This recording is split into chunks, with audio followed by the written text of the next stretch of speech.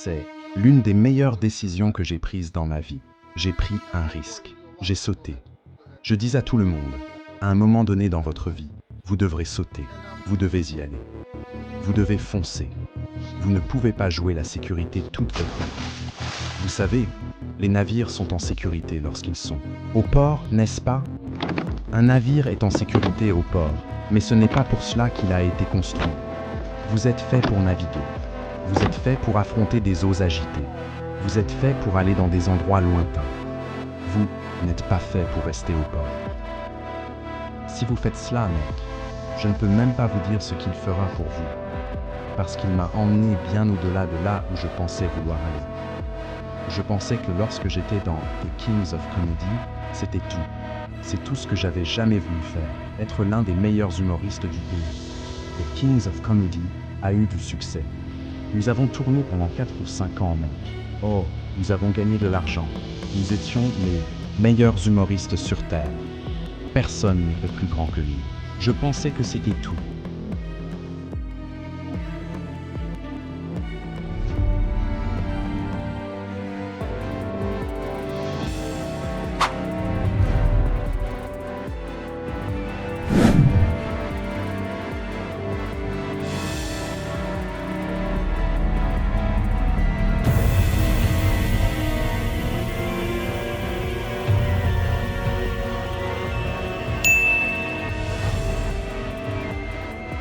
Cette vie que j'ai, ce n'est pas vraiment comme ça que c'était censé se passer. C'est un don exceptionnel de Dieu. C'est une grâce et une faveur incroyables qu'il m'a accordée. Alors, pourquoi pas? Je ne peux m'attribuer aucun mérite pour tout cela. Vraiment, je ne peux pas. Écoutez, je travaille dur, mais en réalité, tout le monde travaille dur. Mon influence la plus marquante, c'était mon père. Il était très drôle. J'adorais l'écouter raconter des blagues pendant qu'il faisait des barbecues. Mais pour moi, le modèle, c'était Richard Pryor. C'était lui. Il n'avait besoin que d'un micro. C'est un métier difficile, vous savez. Vous avez un micro, un pied de micro, un projecteur, un tabouret de bar et un verre d'eau. C'est mon bureau. Et j'en ai fait, par la grâce de Dieu, une carrière immense. C'est l'une des meilleures décisions que j'ai prises dans ma vie. J'ai pris un risque. J'ai sauté. Je dis à tout le monde, à un moment donné dans votre vie, vous devrez sauter. Vous devez y aller. Vous devez foncer. Vous ne pouvez pas jouer la sécurité toute votre vie. Vous savez, les navires sont en sécurité lorsqu'ils sont au port, n'est-ce pas? Un navire est en sécurité au port, mais ce n'est pas pour cela qu'il a été construit. Vous êtes fait pour naviguer. Vous êtes fait pour affronter des eaux agitées. Vous êtes fait pour aller dans des endroits lointains. Vous n'êtes pas fait pour rester au port. Si votre travail est votre port.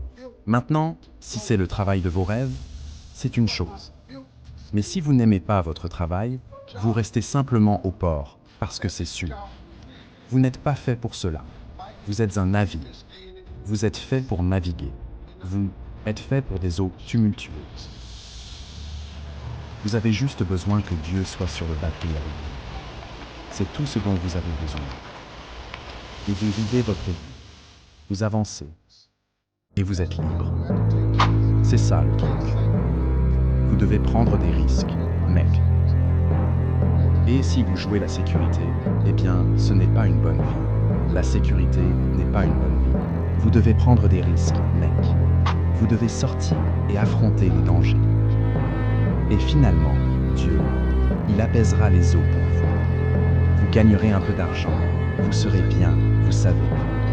Mais avant de mourir, vous devriez prendre un risque. Avant de quitter ce monde, vous devriez prendre un risque. Cette vie que j'ai, ce n'est pas vraiment comme ça que c'était censé se passer. C'est un don exceptionnel de Dieu. C'est une grâce et une faveur incroyable qu'il m'a accordée. Alors, pourquoi pas? Je ne peux m'attribuer aucun mérite pour tout cela. Vraiment, je ne peux pas. Écoutez, j'ai travaillé dur, mais en réalité, tout le monde travaille dur. C'est de la faveur, mec. Dieu m'a vraiment fait une grande faveur, mec. Il a juste permis qu'un rêve devienne réalité, mec. Il m'a juste permis de réaliser un rêve. Maintenant, la foi sans les œuvres est morte. Vous devez travailler. Je travaille extrêmement dur, mais cela ne signifie pas que je suis censé être cela. Vous voyez ce que je veux dire?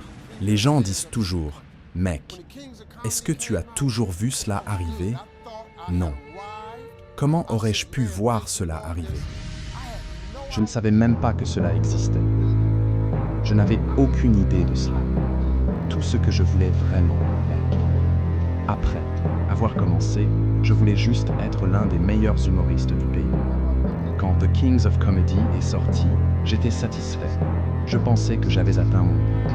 J'ai dit « Merci Seigneur ». C'est tout. Je n'avais aucune idée de ce qu'il allait vraiment faire pour moi.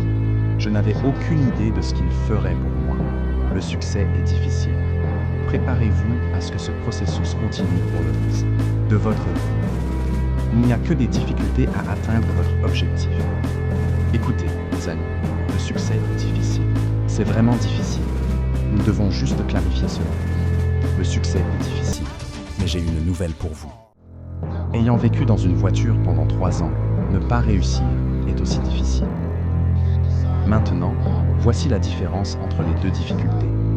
Ne pas réussir est difficile, et essayer de réussir est difficile. Quand vous ne réussissez pas, il n'y a pas d'option. Vous ne pouvez pas décider où vous allez dîner. Vous ne pouvez pas décider si vous allez acheter une paire de chaussures.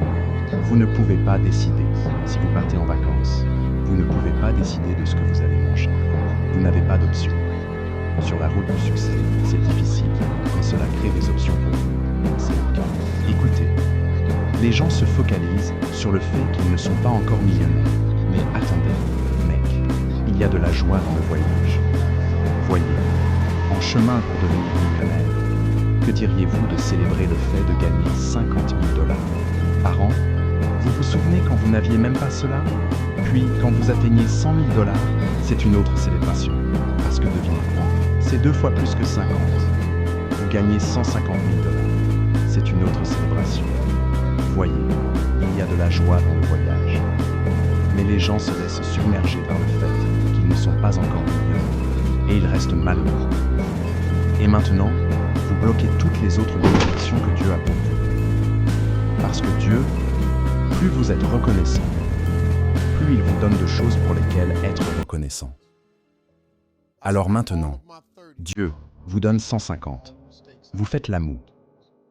Pourquoi vous donnerait-il d'autres choses pour lesquelles vous ne seriez pas reconnaissant? Gardez la foi, mon moi, plus jeune. Dans la vingtaine, si j'avais juste gardé le pied sur l'accélérateur. J'ai passé toutes mes 30 ans à rattraper toutes les erreurs que j'ai faites dans la vingtaine. J'ai passé toutes mes 40 ans à être ce que j'aurais pu être dans la trentaine. C'est ce que je dirais à mon moi de 20 ans, si je pouvais. Garde le pied sur l'accélérateur. Parce que quand tu as 20 ans, mec, tu penses juste que tout va bien. Non, mec, les années 20 sont des années importantes. Tu sais, j'ai ruiné mon crédit dans la vingtaine. J'ai fait beaucoup de choses dans la vingtaine que j'ai payé cher. Je pourrais changer cela. Mais, en même temps, j'avais besoin que tout dans ma vie se passe exactement dans l'ordre où cela s'est passé, pour que je sois qui je suis aujourd'hui. Et c'est la chose que vous devez vous rappeler. Dieu vous façonne. Tout ce qui vous arrive maintenant fait partie du processus. Dieu va vous donner tout ce que vous demandez si vous gardez la foi, mais vous devez garder la foi. Si vous gardez la foi, vous allez obtenir tout ce que vous demandez au moment opportun. Mais vous devez rester fidèle pour atteindre ce moment. La plupart des gens abandonnent bien avant le moment opportun. Vous allez obtenir tout, et même des choses que vous n'avez jamais demandées. Si vous gardez la foi, c'est ce que vous devez faire. Si vous faites cela, mec, je ne peux même pas vous dire ce qu'il fera pour vous, parce qu'il m'a emmené bien au-delà de là où je pensais vouloir aller. Je pensais que lorsque j'étais dans The Kings of Comedy, c'était tout. C'est tout ce que j'avais jamais voulu faire, être l'un des meilleurs humoristes du pays. The Kings of Comedy a eu du succès.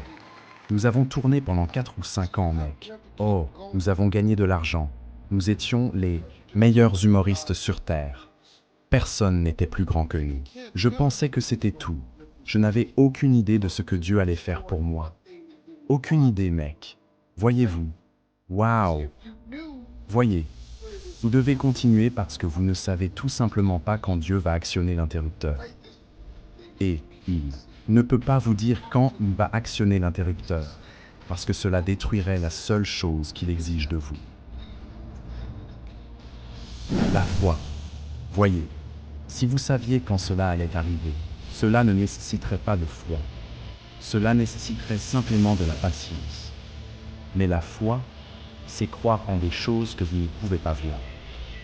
Vous devez comprendre, sur votre route vers le succès, que vous devez simplement continuer à croire en cette chose que vous ne pouvez pas voir clairement.